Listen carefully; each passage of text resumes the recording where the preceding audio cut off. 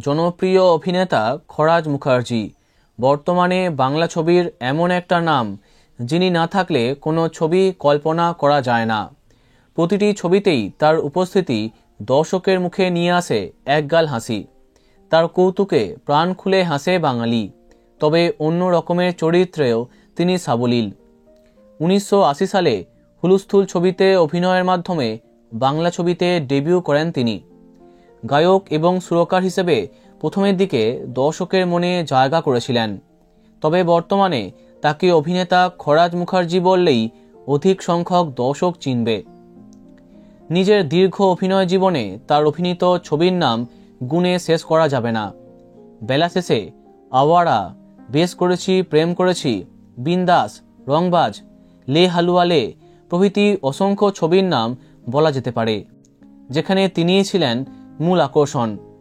কিন্তু তার কর্মজীবন সম্পর্কে আমরা যতটা জানি তেমনি অনেকটা অজানা তার বাস্তব জীবনটা।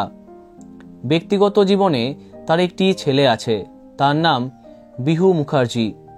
তিনিও একজন অভিনেতা।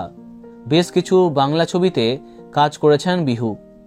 চিরদিনই তুমি যে আমার, জাতিস্বর ইত্যাদি অনেক ছবিতে তার দেখা মিলেছে।